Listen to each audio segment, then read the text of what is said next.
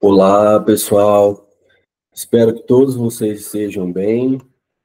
Hoje vamos dar prosseguimento aí ao nosso conteúdo, né? E hoje com a nossa aula 6 de manejo de feridos ou debilitados. E aí, como de praxe, vamos seguir os tópicos, né? Então teremos primeiramente a introdução, seguido de vias respiratórias e respiração, o tópico 3 a circulação, fechando com o tratamento da dor. Então, pessoal, são vários motivos, né, que a gente vai manejar, que a gente vai tratar um animal ferido ou debilitado. Né? E um animal ferido ou debilitado pode ter como causa algum trauma, né, alguma pancada, que pode gerar esse trauma hemorragia, ou essa hemorragia também pode não ser advinda desse trauma, né, e ela pode ser externa ou interna, como nós já sabemos. Pode ser decorrente de um afogamento, eletrocução, né? Então, um choque elétrico, uma hipertermia ou uma hipotermia, tiro, né? Animais silvestres é muito comum a gente pegar animal que sofreu um tiro, né? Que foi alvejado. Hipoglicemia também é muito comum, principalmente em filhotes, tá? Ou animais com metabolismo bem elevado, bem rápido. Linha de pesca também é muito comum, tá, gente? Principalmente em aves aquáticas. Já atendi algumas aves que estavam aí emaranhadas em linha de pesca, ou então em animais marinhos, como eu mostrei para vocês nas aulas anteriores aí, da gente alimentando uma tartaruga, que tinha se emaranhado uma linha de pesca, né? Promoveu a isquemia ali e necrose do membro. Então, é uma realidade também. Animais com diarreia e vômito, né? Então, desidratando dessas formas.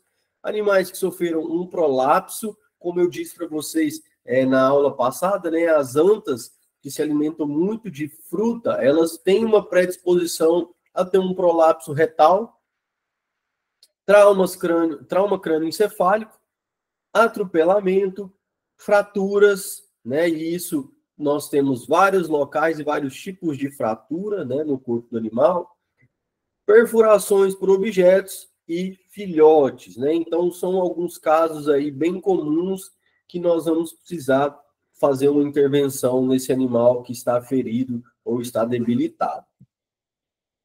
Iniciando, né, com as vias respiratórias e respiração. Então, quando o animal está ferido, pessoal, nós temos que seguir uma ordem para a gente poder estabilizar esse paciente, tá? Principalmente quando o quadro dele é grave. Então, na nossa primeira abordagem, nós vamos abordar as vias respiratórias e a respiração desse paciente. E a primeira etapa dessa abordagem é assegurar a funcionalidade das vias aéreas. Então, eu tenho que assegurar que esse animal está respirando, que ele está tendo uma troca de gases ali, né? Então, que ele está ali, né, respirando o oxigênio e eliminando o CO2 para promover todos os seus processos fisiológicos, né? E aí sim a gente continuar com a nossa abordagem. Então, primeiro, assegurar a funcionalidade das vias aéreas.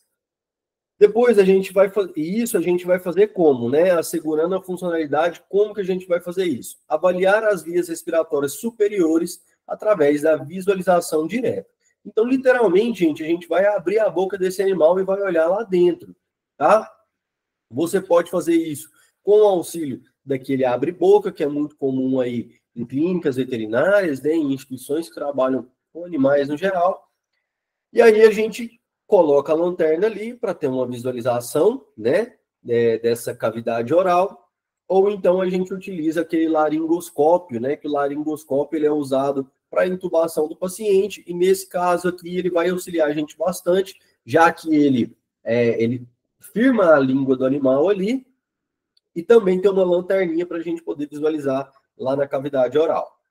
Se nós observarmos, né, sons borbulhantes ou estridores, pode significar uma obstrução parcial dessa via aérea superior aí, tá? E aí, se a gente identificar isso, nós temos então que prosseguir com uma aspiração desse conteúdo. Se você não tiver ali, né, o equipamento para aspirar, ou então até mesmo uma seringa que chegue lá, né, mas o ideal seria aspirar mesmo, igual aquele equipamento odontológico, né, que aspira ali os líquidos, você pode fazer uma drenagem postural. O que é uma drenagem postural? É você deixar o corpo do animal acima do nível da cabeça. Então, né, suponhamos que a cabeça do animal está nesse canto da minha mão aqui. A drenagem postural você vai fazer assim, ó. Você vai pôr ele parcialmente de cabeça para baixo. Por quê? Porque assim você força esse líquido que está ali descendo para as vias aéreas inferiores, mas está obstruindo a via aérea inferior, a descer. Por meio da gravidade, esse líquido vai descer e, né, e não vai seguir o seu caminho aí para a via aérea inferior, tá bom? Outro caso, intubação orotraqueal. Então, se não for possível, né, intubar esse animal, né, assegurar a funcionalidade através da intubação, a gente faz o quê? A gente faz a traqueostomia, né? A traqueostomia nada mais é do que uma incisão ali na traqueia do animal para poder promover, né, essa entrada de ar ali na traqueia e, consequentemente, nas vias aéreas inferiores. Em aves, pessoal, nós não devemos inflar o balonete. Por quê? Porque os anéis traqueais em mamíferos são incompletos. Não sei se vocês vão lembrar lá na anatomia, né? Mas a gente tem o anel traqueal, aonde que quase todo o arco dele, né, tem ali os anéis cartilaginosos e embaixo só tem uma membrana, ele não é completo, né? Ele não forma um arco assim completo. Então, gente, o que acontece? Em aves é o contrário. Em aves, esses anéis são completos. Se você inflar o balonete, ele vai romper essa traqueia. Aí, meu querido, aí você está muito enrolado, tá? Então, lembra disso daqui. Em aves, não inflar o balonete, porque ó, os anéis traqueais, eles são completos, tá? Diferentemente dos mamíferos. E aí, caso não seja possível eu entubar essa ave via traqueal, né, o que eu faço? Eu acesso através dos sacos aéreos, né? E aí o saco aéreo de eleição é no flanco esquerdo. Lembra que eu mostrei para vocês lá nas particularidades, né, de cada classe, algumas particularidades anatômicas e fisiológicas? Então, os sacos aéreos, eles são muito importantes para nós, nesse caso aqui também, para conseguir ter um acesso às vias aéreas desse animal. Em mamíferos de médio e grande porte, seguir os mesmos princípios, né, de cães e gatos. É bem simples. Já em répteis, eles têm uma glote bem evidente, então para intubar esse animal é bastante fácil, tá? É bem fácil mesmo. Eu diria que das 3 classes é o mais fácil. Então aqui, né, nós temos uma representação nas 3 classes. Eu estou aqui intubando um primata que a gente resgatou, tá? Então, ó, com laringoscópio, uma segunda pessoa aqui me ajudando, né, a abrir a cavidade oral. Eu estou aqui, ó, com a sondinha do traqueal, né, e o laringoscópio me auxiliando. Aqui nas aves, ó, a glote também nas aves é bastante evidente, né? A ave já está entubada. E aqui nas serpentes, se vocês observarem da mesma forma. Então, aqui estamos abrindo a cavidade oral da serpente e intubando aqui, ó, a glote bem evidente também. Bem fácil isso daí, tá? Nas aves, né, se não der o acesso via traqueal, como eu disse para vocês, a gente acessa, né, a gente intuba esse animal, entre aspas, intuba esse animal por meio dos sacos aéreos. Novamente, outra figurinha. Então, nós temos os pulmões aqui, né, que não estão demonstrados. Aliás, está assim, né, em cinza aqui nós temos o pulmão. E aqui nós temos os sacos aéreos que circundam esse pulmão, né? E o saco aéreo de eleição é esse aqui, ó, o saco aéreo abdominal, tá? Então, é no lado esquerdo do animal. Tá, e aí, pessoal, nós vamos avaliar a respiração. E como que a gente vai avaliar a respiração desse animal, né? Então, depois dessa primeira abordagem, nós vamos avaliar. Não tem outra forma a não ser conhecendo as particularidades anatômicas e fisiológicas da espécie. Então, eu preciso saber como que esse animal respira, né? Primeiro, eu preciso saber a classe dele, qual é a espécie, a biologia, para eu saber se a respiração dele está ok ou não. Então, antes de tudo, conhecer a espécie. E aí, durante a avaliação, né, eu vou observar o quê? Eu vou observar se está tendo ruído. Então, na minha auscultação ali pulmonar, tem algum ruído, tem algum estertor, tudo isso eu vou observar. Devo fazer a oximetria de pulso para eu observar a saturação de oxigênio no sangue, né? Então, para a gente ver aí o consumo de oxigênio desse animal. E também, se possível, né, não é todo lugar que tem disponível, fazer a capnometria e capnografia para medir a concentração de dióxido de carbono expirado. E aí a gente vai avaliar o quê? Com a oximetria e capnografia. A gente vai ver como está a troca gasosa desse animal. Ele está conseguindo, né, absorver ali o oxigênio e eliminar o CO2, eliminar o dióxido de carbono. Então, isso a gente vai observar através da avaliação da respiração. E aí, nessa avaliação, eu vou ver se esse animal está tendo alguma complicação respiratória, né? E quais são essas complicações respiratórias? Hipóxia, né? Então, a hipóxia é a diminuição ali da troca gasosa. Esse animal vai apresentar alguns sinais também, principalmente se for mamífero, né? As mucosas vão ficando cianóticas. Mas se esse animal tiver hipóxia, o que eu vou observar lá nos meus parâmetros, nos meus equipamentos? Eu vou observar uma pressão parcial de oxigênio menor que 60 milímetros de mercúrio, tá? Então, se lá na oximetria, né, eu observar essa pressão aqui menor, então vai ter menor que 60 milímetros de mercúrio, então ele está em hipóxia, tá?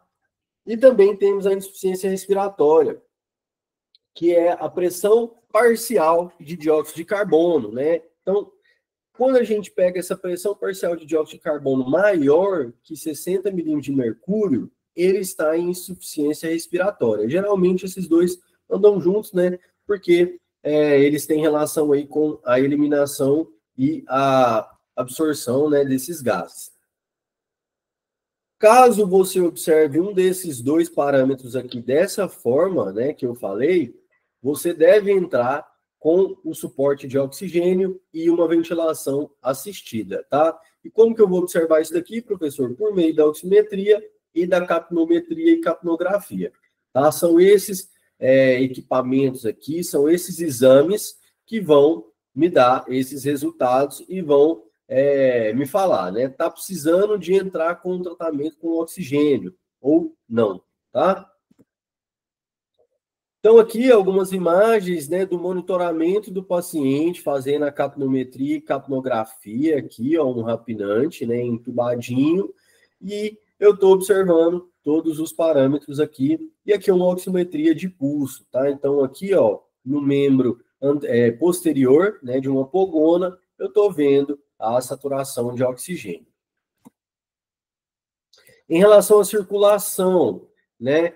Quando a gente fala de circulação, a gente está falando de quê? Sistema cardiovascular, obviamente. E aí, qual que é a função desse sistema, né? Principalmente oxigenar e nutrir células teciduais, e isso eu estou falando de todas as células do corpo, né? Onde chega sangue, vai chegar oxigênio e vai chegar nutrientes também, tá? E também a remoção de dióxido de carbono e resíduos metabólicos, né? Então, por isso que lá na respiração é importante, porque a gente também está avaliando isso daqui, né? A troca gasosa e a remoção de resíduos metabólicos, tá? Então, a função do sistema cardiovascular, a função do sangue é basicamente isso daí. Eu imagino que todos vocês já devem estar careca de saber, né? E o sistema cardiovascular, gente, ele é muito variável, ele é muito diferente entre as classes de animais. Então, nas aves ele funciona de um jeito, nos répteis de outro, né, e nos mamíferos de outro. E aí nós temos algumas particularidades em relação aos répteis e às aves principalmente, né, e mamíferos também. Em relação aos répteis, já disse para vocês mais de uma vez, e aqui a gente repete novamente, o coração deles é tricavitário, com exceção dos crocodilianos, que tem 4 cavidades. Tá? Mas os répteis, com exceção dos crocodilianos, têm somente 3 cavidades, sendo 2 átrios e 1 ventrículo. Tá?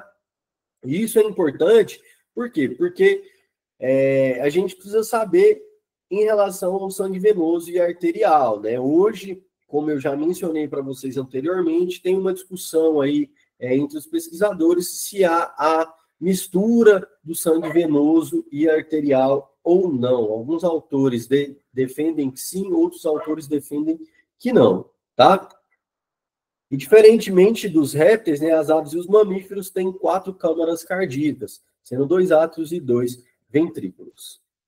Então eu trouxe aqui, né, um coração de um réptil para vocês verem como é que é, né? Ele é bem parecido com o de aves e mamíferos, mas a gente pode observar, ó, que só temos 2 átrios, né, e um ventrículo. Apesar desse septo interventricular estar presente aqui, ele não é completo, tá? Ele não é completo, ele não chega até aqui a parte dos átrios, até a parte mais cranial do coração.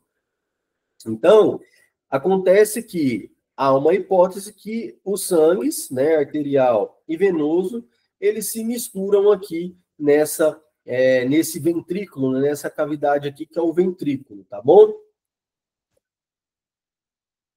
E aí, na avaliação do sistema circulatório, né, nós vamos fazer a auscultação para a gente ver como está essa frequência cardíaca desse animal, para a gente detectar murmúrios ou então sopros cardíacos, tá? Nos mamíferos e nas aves, é bem audível com estetoscópio adequado. Lembrando que nós temos uma diversidade muito grande de espécies dentro desses 2 grupos. Então, a gente tem ave muito grande e a gente tem ave pequenininha, que é menor que a minha mão.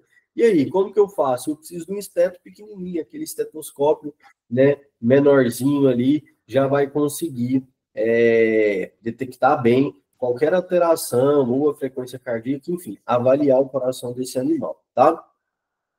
Em répteis, geralmente não é audível, tá? Geralmente, pode acontecer de pegar assim, principalmente aí em quelônios, né, em testudinhos, a gente pensa, poxa, esse bicho é uma caixa, como que eu vou escutar o coração desse animal, né? Mas existe um macete que você coloca ali uma gaze molhada, ou na parte, né, dorsal do animal, ou ali na parte ventral, e tenta escutar. É difícil, eu já consegui, mas assim, a auscultação então não é de boa qualidade, não fica muito bom, tá? Então a gente lança mão do Doppler.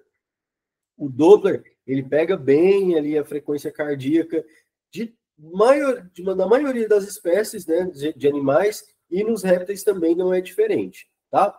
E aí, ó, como eu acabei de falar para vocês, em quelônios pode ser usado uma toalha, uma gaze umedecida, mas eu prefiro o Doppler. Também vamos, né, ver a coloração das mucosas para a gente avaliar esse sistema cardiovascular. Essas mucosas, como a gente já sabe, vocês viram lá em semiologia, ela pode estar uma coloração anêmica, uma coloração cianótica, ictérica ou hiperêmica, tá? Então, atentar à pigmentação das espécies, né? Nós temos algumas espécies que têm uma pigmentação, que pela ingestão de alguns carotenos, de alguns compostos, eles vão ter uma pigmentação na sua mucosa. Por exemplo, ranfastídeos, né, tucano e araçaí, eles têm uma facilidade em impregnar carotenos nos seus tecidos, nas suas mucosas. Então, eu já fiz necrópsia em que os tecidos de um tucano estava ictérico, né? Assim, aliás, ele estava alaranjado, ele não estava ictérico, né? Ele estava ali numa coloração alaranjada por conta dos carotenos que ele ingeria, mas era fisiológico, não tinha nada patológico, não tinha nada ligado à icterícia, à bilirrubina, nada do tipo, tá? E TPC, né, que é o tempo de preenchimento capilar, também muito importante na avaliação do sistema circulatório. Em aves, a gente vai fazer o quê?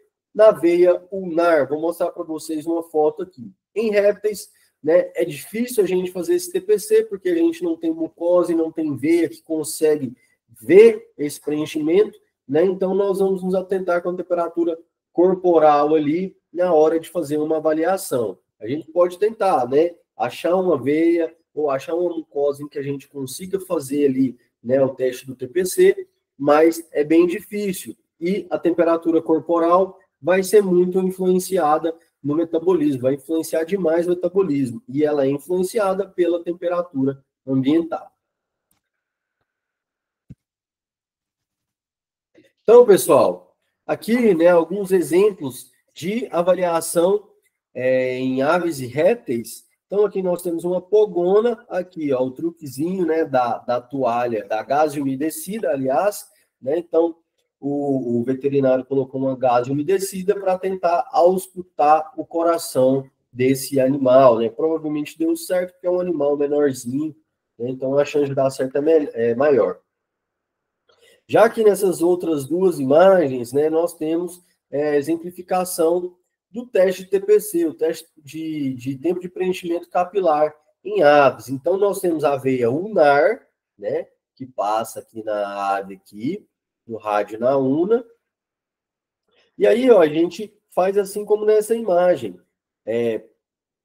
Pressiona, né, essa veia e solta. E vamos ver quanto tempo que ela vai levar para preencher isso novamente. Isso também pode ser usado para coleta de sangue, tá, gente? A gente faz esse mesmo esquema, pressiona aqui, vem uma outra pessoa e coleta o sangue. Vamos também ver o estado de consciência desse animal. Então, ele está alerta, está consciente, mas como está consciente dele, né? Ele está totalmente consciente ou ele está com a consciência reduzida, ou ele está inconsciente, né? Tudo isso a gente tem que ver. E uma redução de consciência, gente, pode sugerir uma lesão do sistema nervoso ou uma diminuição na perfusão cerebral, né? Ou seja, não pode não estar chegando sangue no sistema nervoso ou sugerir uma hipoglicemia, tá? Temperatura corpórea também é muito importante, tá? Conhecer a classe ou a família, né? Principalmente quando a gente está falando de aves. Por quê? Porque a temperatura corporal da maioria das aves, normal, fisiológico, é de 39 a 41 graus Celsius. Então, se você não conhece a biologia, né, a fisiologia desse animal, você vai aferir a temperatura ali e vai falar, caramba, ele está morrendo, né? Porque 41 de febre, já vamos baixar essa temperatura, e aí você já vem com dipirona, já vem, né, com antitérmicos para diminuir essa temperatura, sendo que ela vai estar normal, né? Dependendo da espécie. E em répteis, levar em consideração que eles são ectotérmicos, né? Ou pecilotérmicos. Então, a temperatura ambiental vai influenciar diretamente na temperatura corporal desses animais. Então, a temperatura corporal em répteis, a gente tem que aferir, mas não é um parâmetro que a gente tem que tomar de grande importância como base, tá? Porque, né, eles são ectotérmicos. Pressão arterial. Pressão arterial da mesma forma, nós devemos conhecer o grupo, né? E em silvestre, gente, é sempre assim, você vai ter que conhecer a espécie, tá? Em aves, no geral, pressão arterial média é acima de 60 milímetros de mercúrio, tá? Em répteis, novamente vai variar com o ambiente. Em quelônios, vai de 15 a 40 milímetros de mercúrio, tá? Variando com o ambiente. E lagartos de 60 a 80 da mesma forma, variando com o ambiente. E aí, pessoal, eu trouxe aqui, né, tirei lá do tratado essa tabela, que é uma sugestão de volumes cristalóides e colóides para reposição volêmica, né? Então, se você for aí promover uma fluidoterapia em algum animal silvestre, você pode pegar essa tabela aqui, tá? Não vou me aprofundar nela, mas nós temos a classe das aves, dos mamíferos e dos répteis. Aqui a condição que esse animal se encontra, né? Aqui o fluido de reposição, então qual fluido que eu vou usar em determinada condição que ele se encontra, a dose e qual a via que eu posso utilizar. Tratamento da dor. Né? Então, o tratamento da dor é extremamente importante, gente, porque a dor ela vai debilitar demais o animal. Mas em animais silvestres, quando a gente fala de dor, eles têm uma particularidades que eu vou mostrar para vocês já. Tá? Então, a dor, fisiologicamente, né, conceitualmente, ela é uma resposta a estímulo nocivo. Então, a dor é uma coisa boa. Porque se você não sentisse dor, se o animal não sentisse Desculpa, gente. Se o animal não sentisse dor, essa injúria iria chegar, ele não ia reconhecer essa injúria e ele iria a óbito, porque ele não está reconhecendo, né, esse estímulo nocivo. E ela é classificada como uma experiência sensorial desagradável associada a uma lesão real ou potencial, tá? E aí é o que eu disse para vocês, em animais silvestres, né, eles costumam mascarar a dor. Por quê, gente? Porque na dinâmica, né, no ecossistema natural ali, nós temos presas e predador. Quando um animal, seja ele presa ou predador, se ele não for topo de cadeia, né, como onça pintada, leão, sempre vai ter alguém que vai comer esse animal, que vai predar esse animal. E o que que acontece? Se ele demonstra um pouquinho de fraqueza, né, seja dor, seja alguma doença, se ele demonstra isso daí, ele já é uma presa em potencial. Ele já é mais fácil de ser predado do que os outros, né? E isso não é interessante, porque se eu mostro que eu tô ruim, que eu tô com dor, e o meu predador detecta, ele vai vir em mim, que eu sou o mais fraco, né? Então, ao longo dos anos aí da adaptação, né, dos milhares de anos aí das espécies, a tendência deles foi cada vez mais mascarar a dor para, né, não demonstrar essa fraqueza e não ser uma presa em potencial, tá? Então, por isso, gente, é difícil para a gente, pode ser difícil, né? Em algumas espécies é mais difícil, em outras é menos, mas no geral é difícil a gente detectar a dor em animais silvestres por conta disso, tá? Porque eles mascaram a dor. Mas e aí? Como que eu posso avaliar? Porque assim, ele não mascara 100%. Você também tem alguns sinais que você vai conseguir ver ali, né? Através do comportamento. Então eu vou ter que observar esse animal um tempo para eu ver se ele está com dor, tá? Ele vai estar depressivo, ele vai diminuir a sua mobilidade ou vai até mesmo só ficar parado, tá? Olhos semiabertos, isso é muito comum em aves, tá? Quando tá com o olho cerradinho, assim, o olho meio fechadinho, parece que o animal tá quase dormindo. Se você vê uma ave assim, tá? Ela tá mal, ela tá com dor ou ela tá doentinha. Eles não se higienizam, né? Então a gente sabe que a maioria das espécies tem o hábito de se lamber, né? De mexer nas suas penas. Quando ele está com dor, ele vai diminuir isso daí ou vai até parar. Não vai responder a estímulo, então você promove algum estímulo, chama o animal, tenta, né, mexer com ele de alguma forma, ele não vai responder esse estímulo. Eles aparentam estar distante do ambiente e aos estímulos e bruxismo, muito comum em coelhos, porquinho da Índia e furão, tá? Bruxismo é isso aqui, ó. Ranger os dentes, bater os dentes, tá? Se você vê isso aqui em porquinho da Índia e coelho, gente, é extremamente comum, eu já vi inúmeras vezes, tá? Então, se você vê um animal batendo o dente, rangendo os dentes, ele possivelmente está com uma dor intensa, tá? E aí, nós precisamos avaliar essa dor. Então, se eu detectei, né, a dor, e aí? Vou precisar avaliar ela para então tomar uma decisão de realizar a analgesia, né? Como que nós vamos avaliar? A gente vai considerar a ação do analgésico para poder fazer a analgesia, né? Os potenciais riscos da droga que eu vou utilizar, potenciais riscos pela dor desse animal. Então, ele está com uma dor elevada, ele está com uma dor severa, eu preciso fazer um medicamento mais forte ou um medicamento mais fraco para essa dor, né? E potenciais riscos pelo estresse que acompanha a dor, tá bom? Então, se eu deixar esse animal com dorzinha até eu poder fazer o que eu quero, a gente prosseguir com o procedimento cirúrgico, vai ser seguro ou não, é bom ou não, é bem-estar ou não, é maus tratos ou não, tá? Lembrando que tem as leis que eu falei lá na primeira aula e também tem a ética, né? Então, isso tudo eu vou ter que avaliar. E aí, gente, no tratamento da dor, nós podemos fazer uma analgesia com um medicamento só ou uma analgesia multimodal, utilizando vários equipamentos, né? Ou vários medicamentos. Então, utilizando somente um único analgésico, geralmente, tá? Isso não quer dizer sempre. Tudo depende da espécie e do caso. O que aconteceu com esse animal?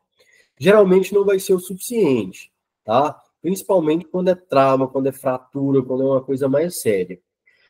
Por quê, gente? Porque se você for usar só um, medicamento, você vai precisar de altas doses ou grandes volumes, e aí vai ficar difícil para você fazer essa analgesia, né? Porque aí, se eu aumentar a dose, eu posso aumentar o risco do meu paciente.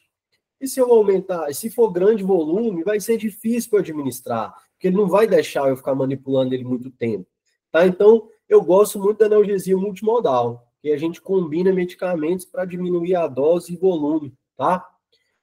Então é isso, né? Analgesia multimodal, a gente associa alguns fármacos, né, com diferentes tipos de mecanismo de ação. Isso a gente vai diminuir a dose, também vai reduzir os efeitos indesejados de determinado fármaco que a gente vai utilizar.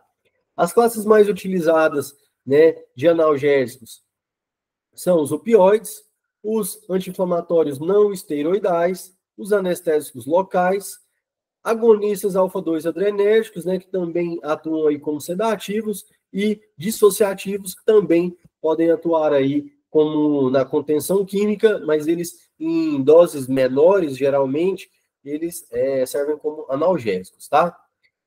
E aqui, gente, eu queria ressaltar uma lenda que corre aí, que não sei porque vira e mexe, a gente escuta isso de veterinários. Geralmente são veterinários que nunca trabalharam com silvestre, que não têm conhecimento na área, mas existe uma lenda que paira na medicina veterinária que os répteis não sentem dor, tá? Isso é uma falácia, não existe isso, não existe trabalho comprovando, pelo contrário, existem trabalhos comprovando que sim, eles sentem dor, mas o limiar da dor deles é mais elevado, tá? E isso é confundido com não sentir dor, erroneamente, mas eles sentem dor, mas tem o limiar da dor, vocês já viram lá em fisiologia sobre o limiar da dor, deles é mais elevado, tá? Então, falando mais grosseiramente, eles aguentam um pouco mais sentir dor do que os outros, mas não quer dizer que você deve deixar esse animal sentir dor, tá? Eles são um pouco mais casca grossa, falando grosseiramente é isso, tá? Nunca a analgesia deve ser ignorada nessa classe. Então, o réptil é mais resistente, mais casca grossa. Ele pode sentir dor aí, vou deixar ele um tempo aí sem remédio. Não, não é assim não. Beleza, pessoal? Então, ficamos por aqui, tá? Ressalto novamente, assim como toda aula, estou disponível lá no nosso bate-papo, lá no Fale com o seu mentor, tá? Então, não deixem de tirar as suas dúvidas, não fiquem com dúvidas. Beleza, pessoal? Eu estou aqui à disposição, espero que vocês todos estejam bem e até a próxima aula.